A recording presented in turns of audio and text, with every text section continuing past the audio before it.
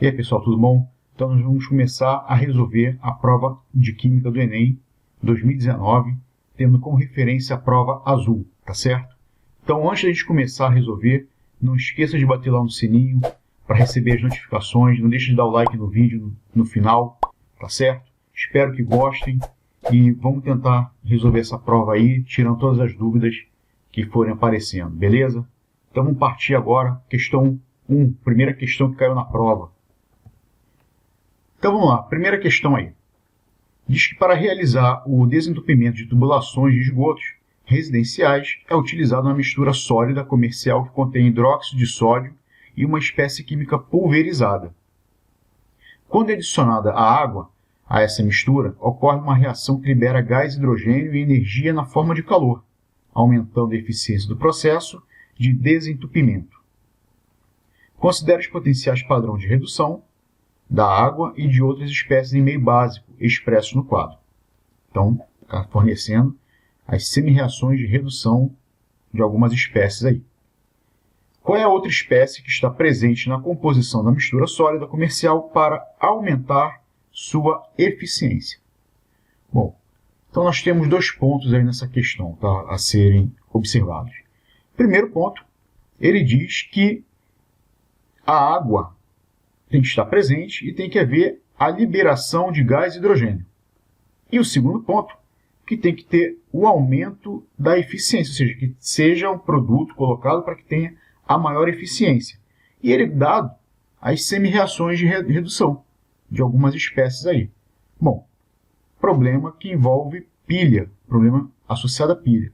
Então, o que ele quer dizer com aumentar a eficiência? Aumentar a eficiência, né, vamos lá, ver esse esquema aqui, aumentar a eficiência. Significa, em termos eletroquímicos, uma maior voltagem. Então, nós queremos aqui criar um sistema que tenha uma maior eficiência e, como consequência disso, vai ser uma maior voltagem. Porém, nesse processo tem que ter a liberação de gás hidrogênio. A única reação que eu tenho de liberação de gás hidrogênio é a primeira reação. Então, significa, como é um processo de pilha, nós temos o cátodo, que é o polo positivo, e o anodo, que é o nosso polo negativo.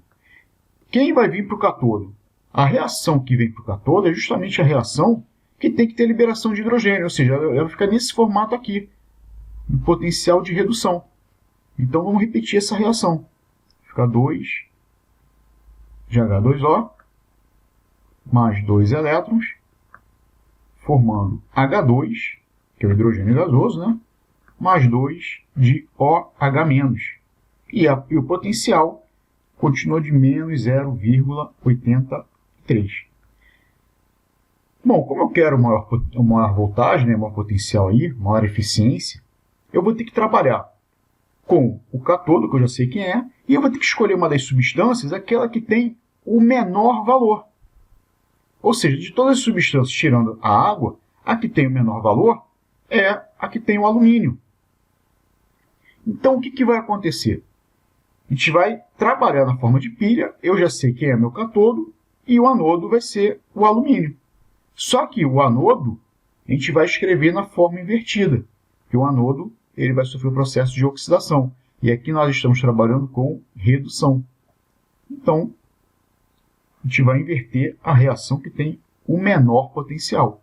Vai ficar alumínio mais 4 de OH-, formando AlOH4- mais 3 elétrons. E o potencial agora vai ser mais 2,33. Certo? Então, nós já montamos aqui o que nós queríamos. Vamos agora calcular esse potencial. Não é necessário, nós já temos a resposta. Resposta aqui, ó, alumínio. Já matamos a resposta. Agora, a questão é, se ele pedisse para calcular o maior potencial, qual é a maior voltagem, bastava a gente pegar esses valores aqui e calcular. Então, o ΔE dessa pilha vai ser menos 0,83 com mais 2,33. Fazendo aqui as contas, vai dar mais 1,50 volts. Então, esse aqui seria o potencial gerado, seria a maior eficiência desse processo. Beleza? A gente pode também determinar aqui, aproveitando aqui a questão, determinar a equação global. O que vai ser a equação global? Vai ser a soma das duas reações sem os elétrons. Tá? A gente vai retirar os elétrons aí. Só que eu tenho na primeira reação 2 elétrons e aqui eu tenho 3. Então a gente vai ter que alterar essa reação. Para isso a gente vai ter que multiplicar a primeira reação por 3 e a segunda reação por 2. Então, vou multiplicar aqui por 3 e aqui eu multiplico por 2.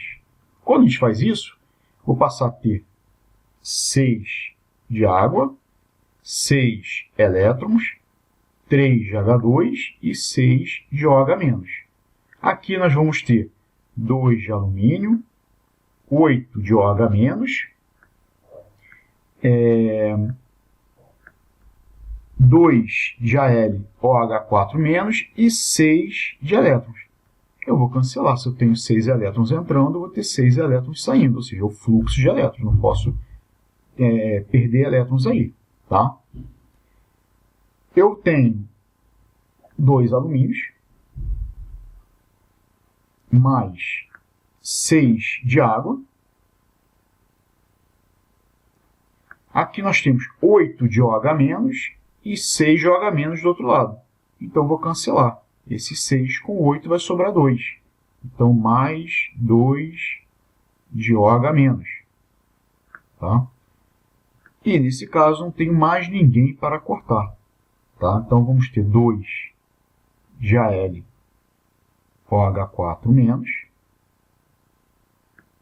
mais 3 de H2, 3 de hidrogênio gasoso. Tá certo? Então, essa aqui seria a equação global dessa pilha. Então, nós temos uma reação de cátodo e anodo, equação global, e a voltagem. Ele só pediu a substância, mas ele poderia pedir a voltagem, poderia pedir, de repente, a equação global, tá? O fluxo de elétrons. Então, o que seria o fluxo de elétrons aqui? Ou seja, de onde que o elétron está indo, está saindo, está chegando. O fluxo, ele sempre vai ser do anodo para o cátodo. Tá? Então, o anodo sempre vai perder elétrons.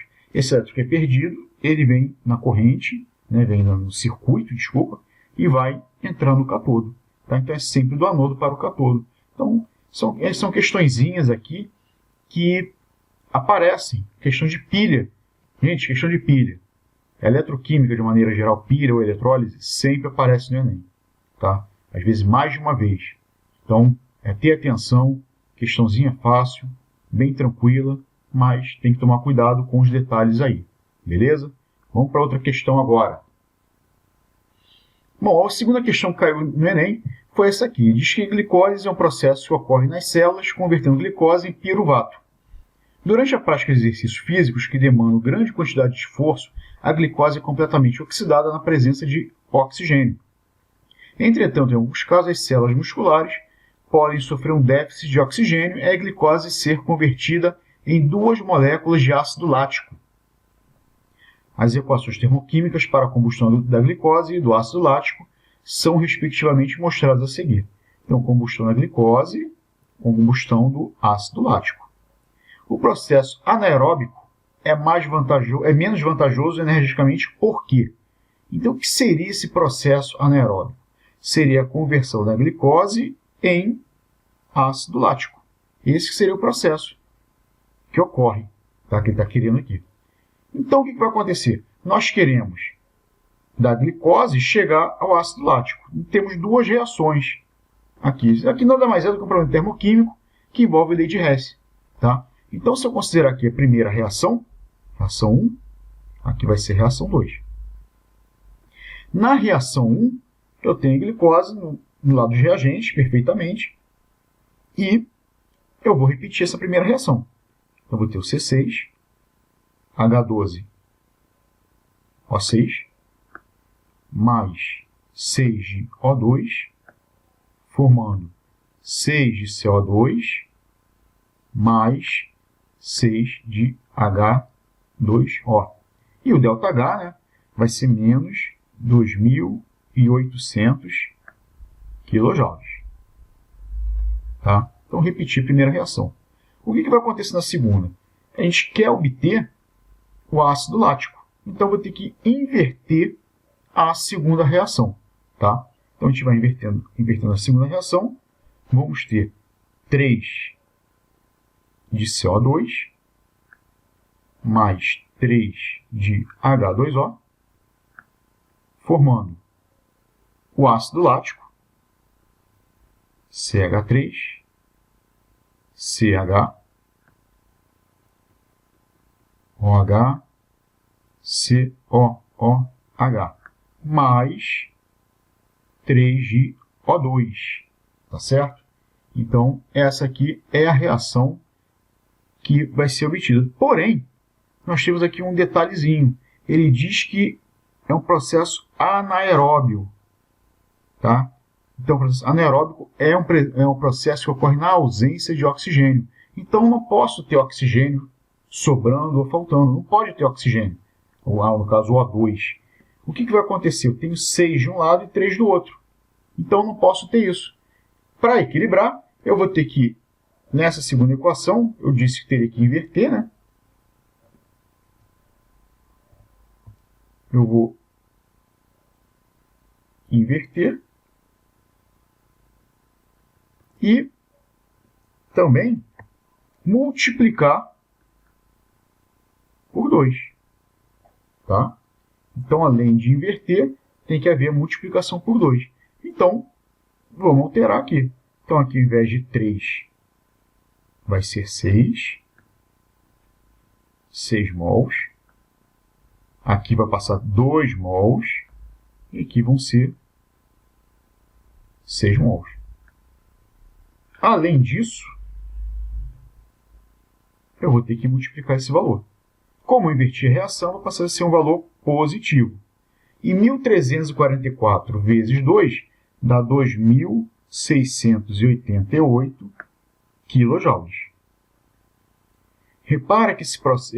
Foi até bom essa questão cair agora, porque na primeira questão, quando nós... Vamos voltar lá na primeira questão.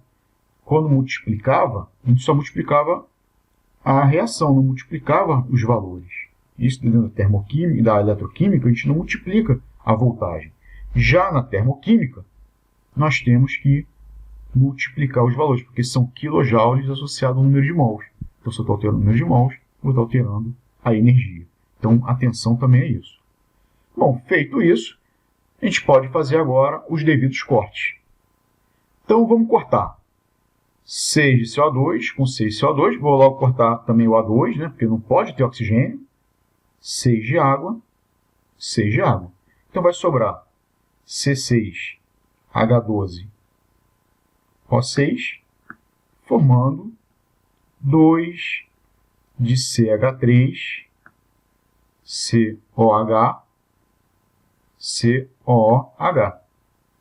E com isso eu vou ter uma energia, né? Um ΔH para essa reação, o ΔH final, que vai ser os valores que eu tenho aqui, menos 2.800 com mais 2.688. Isso vai dar menos 112 kJ por mol de glicose. Tá? Então, deixa eu botar mol de glicose. Então, a pergunta é, o processo é menos vantajoso energicamente, por quê? Porque vai liberar 112 kJ de energia por mol de glicose. Ora, se a gente está fazendo um processo de obtenção de energia, a gente está praticando exercício, a gente está tirando energia aí. A gente quer obter energia a partir da glicose e não perder. Então, um processo sem vantagens aí quando tem um processo anaeróbico. Um processo aeróbico é muito mais vantajoso, é o que nós fazemos, né? Tá certo? Então, questãozinha também bem simples, mas ter um pouquinho de cuidado aí. Quem está em dúvida nessa parte da matéria, dá uma reforçada, tem um vídeo lá no canal, tá? Sobre termoquímica. Não esquece de dar aquela olhadinha para não esquecer esses detalhes. Termoquímica também é questão que sempre aparece no Enem. Então, galera, prestar atenção, tá? Cuidado aí, valeu? Vamos para outra questão que caiu aí. Bom, essa terceira questão aqui é uma questão mais de conhecimento, né? Não tem grandes cálculos, tal, é mais para ter uma atenção mesmo, tá certo? Então vamos analisar a questão aí e lembrar dos conhecimentos que o professor fala em sala de aula, que a gente está sempre falando com vocês aí, né, tal, mas que às vezes passa despercebido e perde às vezes uma questão por causa de falta de atenção. Então vamos ler a questão aí. Diz que a cada safra a quantidade de café beneficiado é igual à quantidade de resíduos gerados pelo seu beneficiamento. O resíduo pode ser utilizado como fertilizante, pois contém cerca de 6,5% de pectina, que é um polissacarídeo, aproximadamente 25% de açúcares fermentáveis, que é frutose, sacarose e galactose, bem como resíduos de alcaloides, compostos aminados, que não foram extraídos no processo. Esse resíduo contribui para a fertilidade do solo. Ele tem 6,5% de polissacarídeo. Polissacarídeo é carboidrato.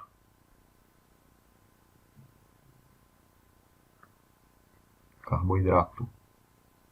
Tá? 25% de açúcares, que ele fala, né?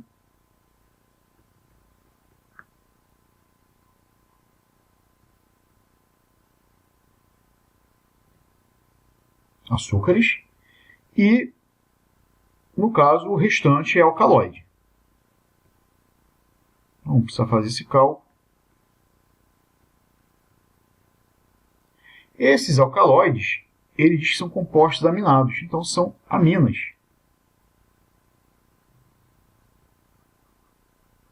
Certo?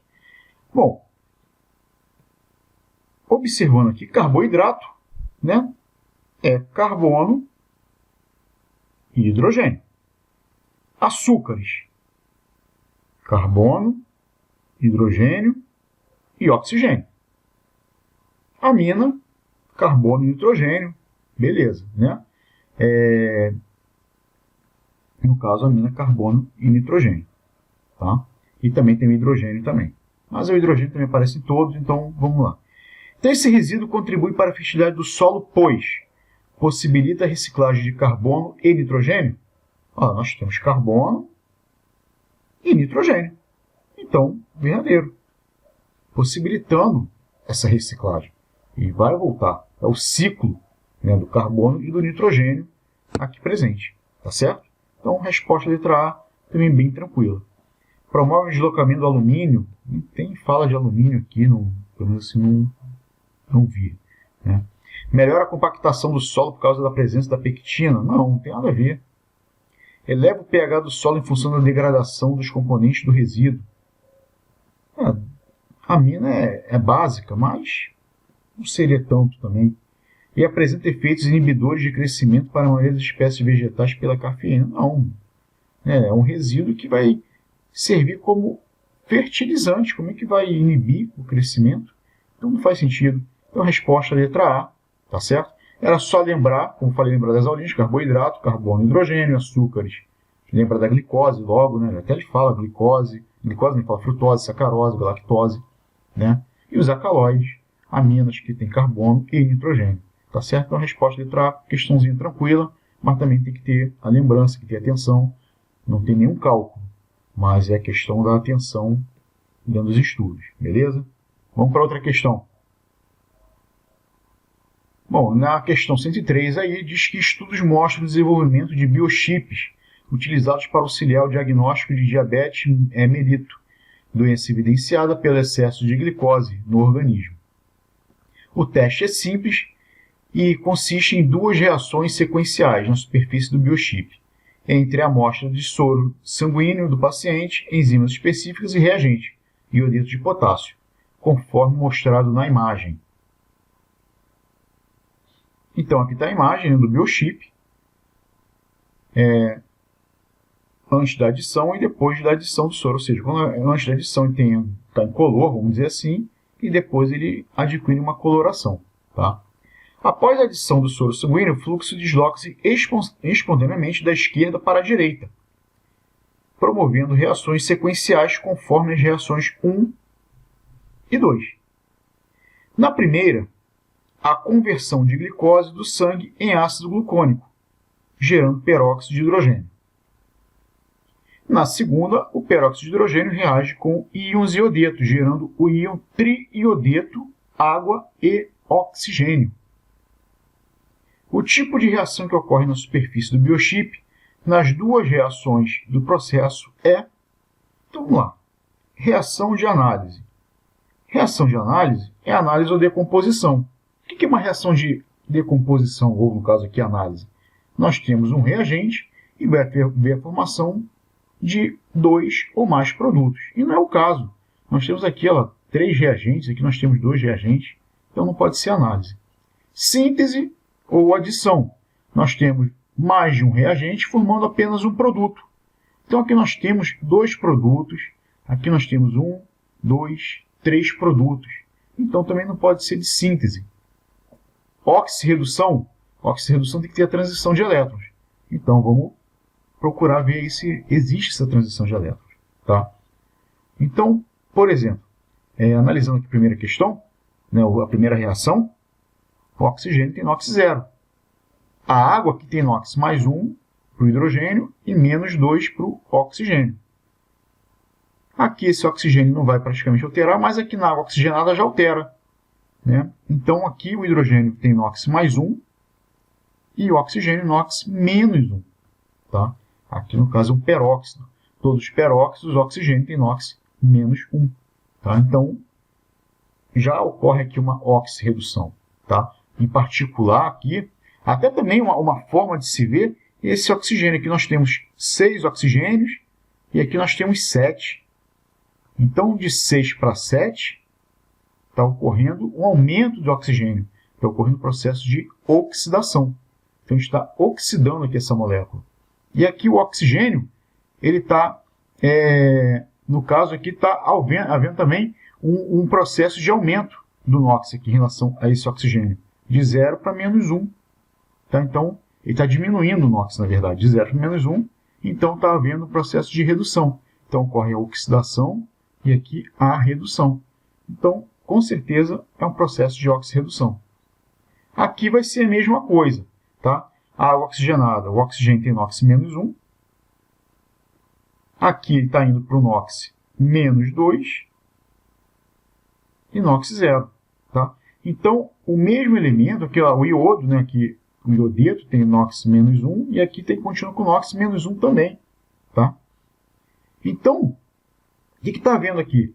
A água oxigenada ela está aumentando o NOx e aqui está diminuindo o NOx.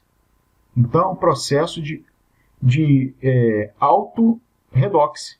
Tá? A mesma substância está reduzindo e oxidando. Então, é um processo de auto-redox que está acontecendo aqui. Então, nos dois casos, é um processo de oxirredução. Tá certo? Complexação é formar um complexo. Aqui a gente não tem aqui um complexo, né? Um íon complexo aí. E ácido-base não tem nem ácido aqui, para juntar. Não tem ácido nem base aqui, nenhum dos dois casos, tá certo? Então, reação de oxirredução, resposta à letra C. Beleza? Então, galera, é isso aí. Espero que estejam gostando. Tá? É ter atenção. A questão parece ser difícil, mas o texto é grande. Mas é aquela olhadinha, dá aquela lembrada na matéria e ter muita atenção. Beleza? Vamos para outra questão agora. Então, na questão 105, diz que um teste de laboratório permite identificar alguns cátions metálicos ao introduzir uma pequena quantidade do material de interesse em uma chama de bico de Bunsen, para em seguida observar a cor da luz emitida.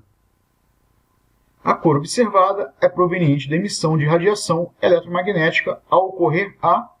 Então, o que está fazendo aqui nada mais é do que a gente chama do teste de chama. Em que consiste esse teste de chama?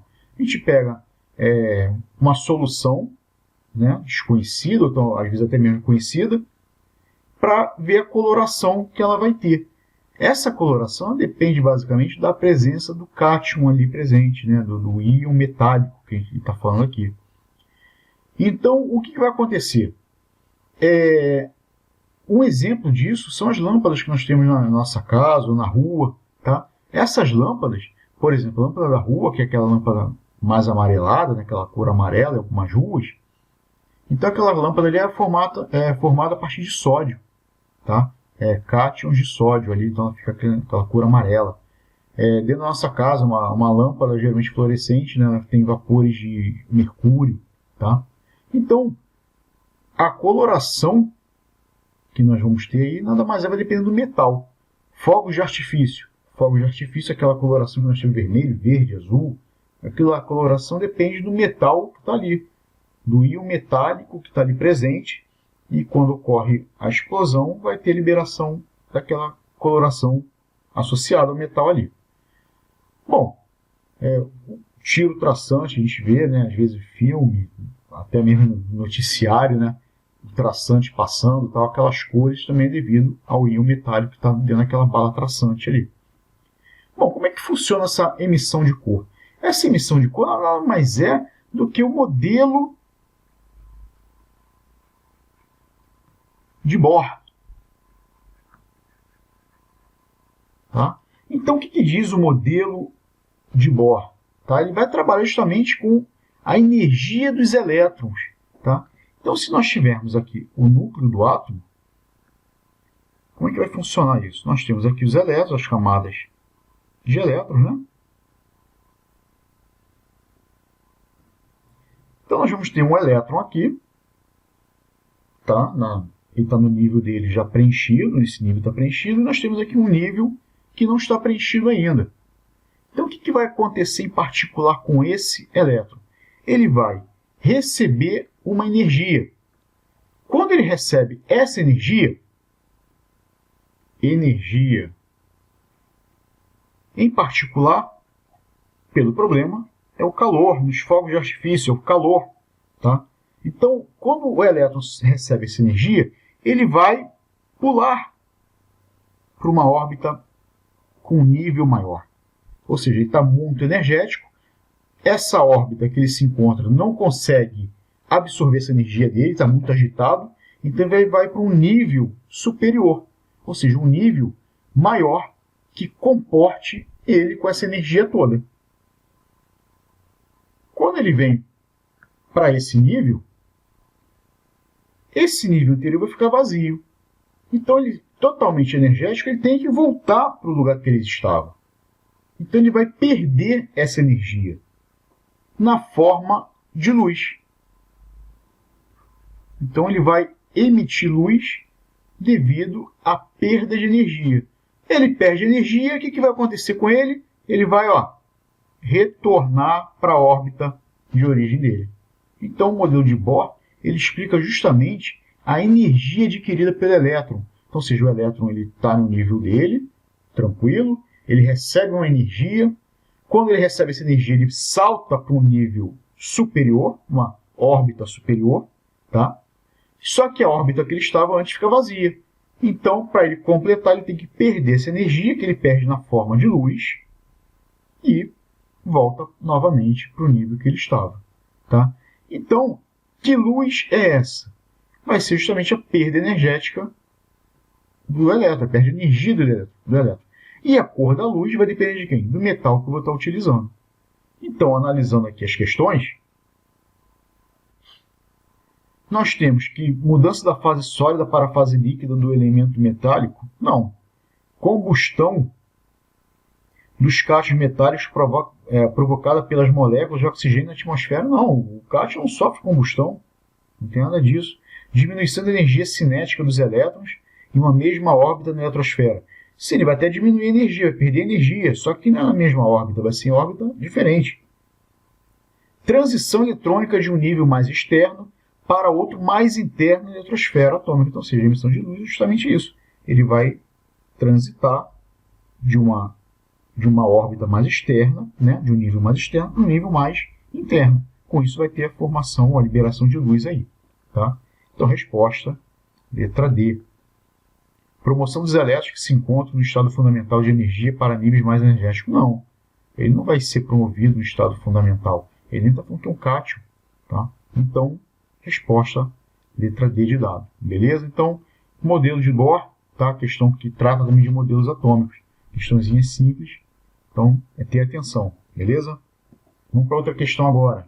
Então, questão 108 diz que, por terem camada de valência completa, alta energia de ionização e afinidade eletrônica praticamente nula, considerou-se por muito tempo que os gases nobres não formariam compostos químicos. Porém, em 1962, foi realizada com sucesso a reação entre o xenônio, camada de valência 5s2, 5p6, e o hexafluoreto de platina.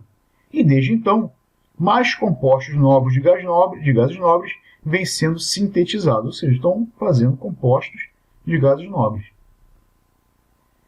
Tais compostos demonstram que não se pode aceitar acriticamente a regra do octeto, na qual se considera que, em uma ligação química, os átomos tendem a adquirir estabilidade, assumindo a configuração eletrônica de gás nobre. Dentre os compostos conhecidos, um dos mais estáveis é o difluoreto de xenônio, no qual dois átomos do halogênio flúor, camada de valência 2s2 2p5, se ligam covalentemente ao átomo de gás nobre para ficarem com 8 elétrons de valência. Ao se escrever a fórmula de Lewis do composto de xenônio citado, quantos elétrons na camada de valência haverá no átomo do gás nobre? Bom, ele diz aqui que vai ter uma ligação covalente, de modo que tenha 8 elétrons na camada de valência de quem? Do flúor. Tá? Então ele diz que é o difluoreto de xenônio. Então vamos ter o xenônio, que é um gás nobre. O gás nobre tem 8 elétrons na última camada. Tá? Aqui ele mesmo já dá a dica. 8 elétrons. E ele vai se juntar com o flúor,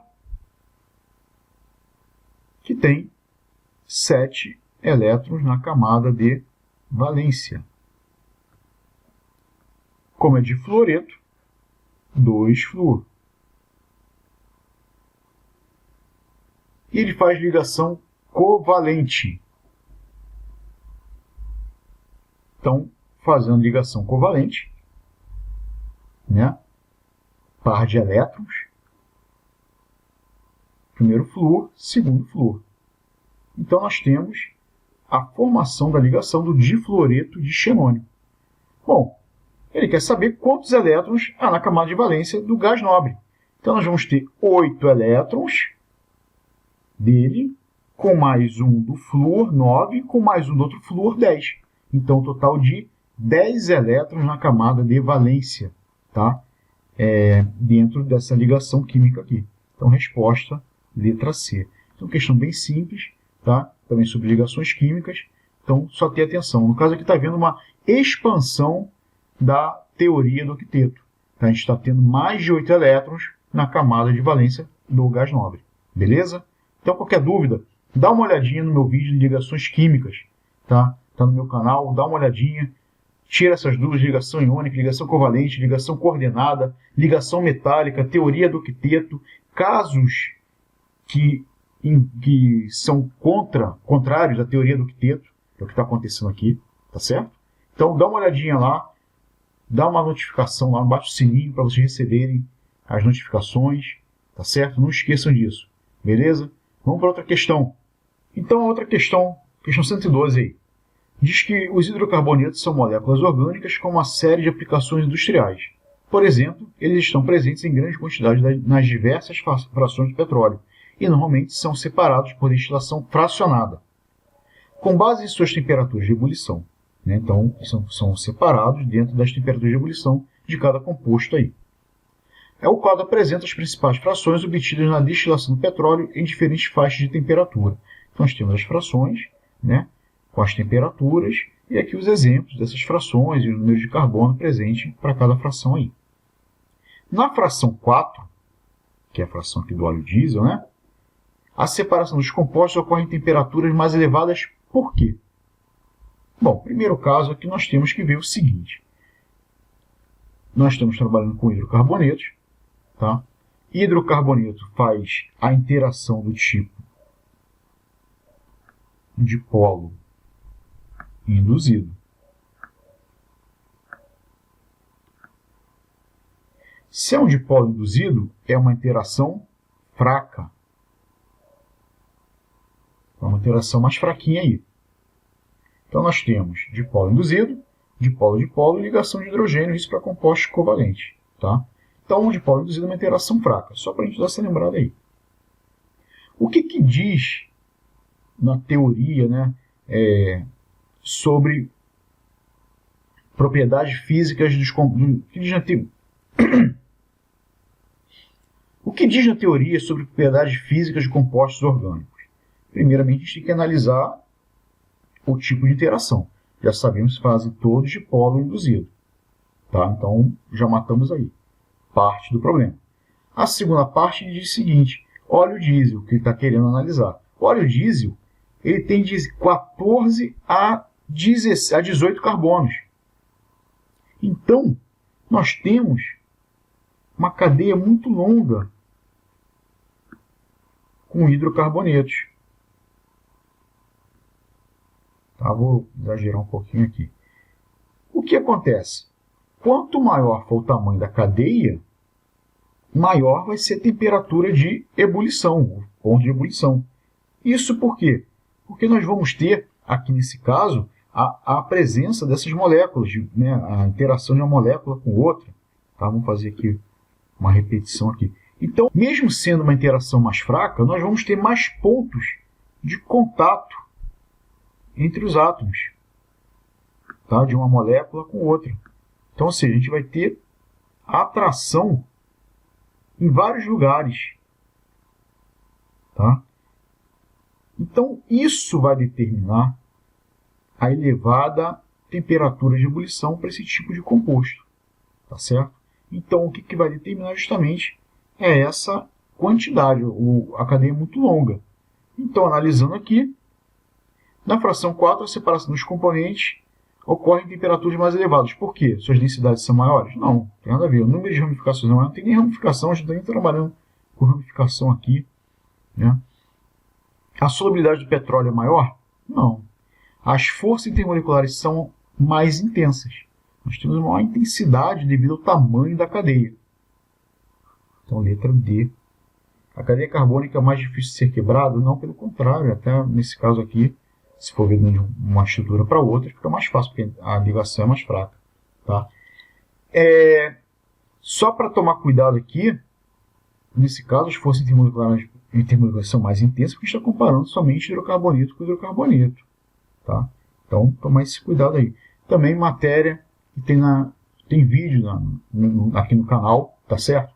Então, dá uma olhadinha no canal sobre propriedades físicas dos compostos orgânicos, tá? Explicando cada propriedade, os exemplos, o que vai acontecer com o aumento da cadeia, com a presença de insaturações, ou com a presença de radicais, tá certo? Dá uma olhadinha lá, não esqueça de ver o vídeo para lembrar da aula, beleza?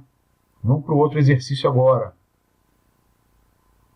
Então, questão 115 diz que o concreto utilizado na construção civil é um material formado por cimento misturado à areia, a brita e a água. A areia é normalmente extraída de leitos de rios e a brita oriunda da fragmentação de rochas. Impactos ambientais gerados no uso do concreto estão associados à extração de recursos minerais e ao descarte indiscriminado desse material. Na tentativa de reverter esse quadro, foi proposta a utilização de concreto reciclado, moído, em substituição ao particulado. Em substituição ao particulado rochoso, graúdo, na fabricação de novo concreto, obtendo um material com as mesmas propriedades que o anterior. O benefício ambiental gerado nessa proposta é a redução né? Bom, primeiramente, vamos ver aqui o concreto. Então, concreto. O concreto nós temos a areia, que ele fala, a brita e presença de água. É o que é formado esse concreto. Tá? E ele quer usar um novo tipo de concreto, que é o concreto moído. Esse concreto moído, ele diz que fala que foi proposta a utilização de concreto reciclado moído em substituição ao particulado rochoso graúdo na fabricação de novo concreto. Ou seja, desse concreto aqui, o concreto antigo, ele diz que ele vai substituir um material particulado rochoso graúdo. Poxa, esse material particulado rochoso e graúdo é a brita. Tá? A brita é aqueles pedacinhos de pedra, né? Particulados, são pedacinhos pequenos, né? Rochoso. Tá? Então, ele quer tirar aqui justamente a brita. Tá? Então, ele quer fazer a retirada dele, para colocar aqui, no caso, o concreto moído. Então, a gente vai tirar a brita, essa brita aqui ela vai sair, e vai entrar o concreto moído. Tá? Então, brita sai, entra concreto moído. Então, ele quer saber o benefício ambiental gerado nessa redução. Aqui, acabou resolvendo a questão, é a extração da própria brita. Tá certo? Então, questão bem simples, bem tranquila. Tomar cuidado, né? Porque o problema está aqui na entrelinha, né? Fala que material rochoso, granulado, né? Graúdo, particulado, rochoso, graúdo, né? Então, tomar cuidado, tá? Poderia confundir com a areia, só que nesse caso a areia não é de rocha, tá? Nesse aspecto aqui da fabricação do concreto. Então, cuidado, questão que é pura interpretação, beleza? Então, vamos partir para outra questão agora. A questão 116. Bom, é uma questãozinha chatinha de se ver, tá? Mas a gente vai resolver aqui, ó, de boa. Diz que a fluidez da membrana celular é caracterizada pela capacidade de movimento das moléculas componentes dessa estrutura. Os seres vivos mantêm essa propriedade de duas formas: controlando a temperatura e ou alterando a composição lipídica da membrana. Nesse último aspecto, o tamanho e o grau de insaturação das caudas hidrocarbônicas dos fosfolipídios, conforme representados na figura, influenciam significativamente a fluidez. Isso porque quanto maior for a magnitude das interações entre fosfolipídios, menor será a fluidez da membrana. E dá a representação aqui, né, da estrutura do fosfolipídio: a cabeça polar, a parte insaturada e as caudas hidrocarbônicas. Tá? Então, se nós temos aqui hidrocarboneto e aqui composto com parte polar. Assim existem bicamadas lipídicas com diferentes composições de fosfolipídios, como as mostradas de 1 a 5. Então, aqui são representações, né, dessas composições dos fosfolipídios. Qual das bicamadas lipídicas apresentadas possui maior fluidez? Bom, então a gente tem que ter atenção aqui, porque essa questão ela acaba sendo um pouquinho difícil devido à leitura e, de repente, até à interpretação mesmo. Tá? Então, dentro aqui do problema, tá, ele fala o seguinte, que o tamanho e o grau de insaturação das caudas hidrocarbonetas dos fosfolipídios, conforme apresentado na figura, influenciam a fluidez. Isso por quê? Quanto maior for a magnitude das interações entre os fosfolipídios, menor será a fluidez na membrana. Então, o que a gente vai ter? Nós vamos ter um aumento da interação. Quando nós temos o aumento dessa interação que está ocorrendo entre os fosfolipídios, nós vamos ter uma queda na fluidez.